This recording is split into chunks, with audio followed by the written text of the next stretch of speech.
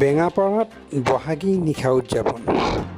বৰপেটা জিলাৰ বেঙাপাৰাত যুৱ সমাজৰ সৌজন্যত ষষ্ঠ বাৰ্ষিক বহাগী নিশা উদযাপন কৰে। আজি ৰাতিপুৱা 7 বজাত বিহুৰ পতাকা উত্তোলন কৰে। তাৰ পিছতে বিভিন্ন কাৰ্যসূচী, শ্বহীদ বেদীত বন্তি প্ৰজ্বলন, বৃক্ষৰোপণ, বিভিন্ন খেল ধেমালি, কবিতা আবৃত্তি, কুইজ, সংগীত, নৃত্য প্ৰতিযোগিতাৰে দিনটো উখল মাখল পৰিৱেশৰ মাজেৰে পাৰ হয়। সন্ধিয়া সাংস্কৃতিক অনুষ্ঠানৰ আয়োজন কৰে। সাংস্কৃতিক সন্ধিয়াৰ মঞ্চ প্ৰয়াত সনাতন বৰ্মনৰ সোঁৱৰণত পৰিয়ালবৰ্গই উৎসৰ্গা কৰে। মঞ্চখনৰ শুভ উদ্বোধন কৰে বেঙাপাৰা গাঁৱৰে বিশিষ্ট সমাজকৰ্মী হৰগোবিন্দ শৰ্মাই। ইয়াৰ পিছতে বেঙাপাৰা গাঁৱৰ পৰা অকালতে মৃত্যুবৰণ কৰা 3গৰাকী যুৱক ক্ৰমে প্ৰয়াত ধৃতিমান বৰ্মন, কোমল বৰ্মন আৰু কৰণ বৰ্মনৰ প্ৰতিচ্ছবিত বন্তি প্ৰজ্বলন আৰু পুষ্পাঞ্জলি অৰ্পণ কৰাৰ লগতে 1 মিনিট সময় মৌনতা অৱলম্বন কৰে। ইয়াৰ পিছতে বহাগী নিশাৰ বিভিন্ন কাৰ্যসূচী পালন কৰে। এই বহাগী নিশাৰ বিশেষ আকৰ্ষণ অসমৰ বিভিন্ন বিহু মঞ্চত সমাদৰ লাভ কৰা ৰূপম ৰাজ আৰু ধনশ্ৰীৰ গীতৰ শৰাই আগবঢ়ায়।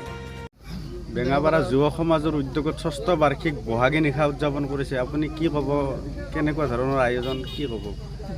আমাৰ বেঙাপাৰা যুৱ সমাজৰ এই উৎসাহ দেখি মোৰ ভাল লাগিছে। মই ভাবিছোঁ তেওঁলোকে জাতিটো জীয়াই ৰখাৰ স্বাৰ্থত এই কাম কৰিবলৈ আগবাঢ়িছে।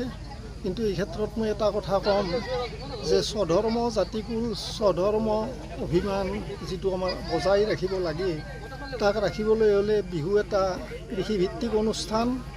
মই কৃষিৰ এতিয়া ধাৰাবিলাক সলনি হৈছে, গতিকে মই আমাৰ ডেকাসকলক অন্ততঃ আহ্বান জনাম, ঘৰত যাতে এটা লাও পুলি, এটা কোমোৰা পুলি, দুডাল জলকীয়া ৰুই হ'লেও তেওঁলোকে কৃষিৰ অলপ অনুষ্ঠান কৰে।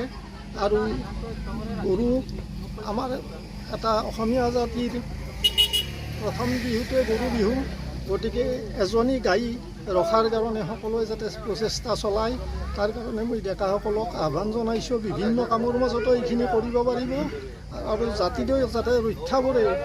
এতিয়া আমি এটা জলকীয়া কিনিব লাগিলেও বেলেগৰ পৰা আনিব লাগে, গতিকে এইখিনি মই কৈছোঁ। আৰু তেওঁলোকৰ এই উৎসাহ দেখি মোৰ ভাল লাগিছে।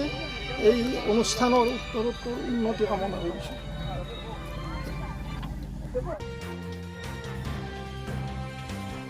সৰ্থেবাৰীৰ পৰা নৱজিৎ নাথৰ ৰিপৰ্ট, অমৃত নিউজ।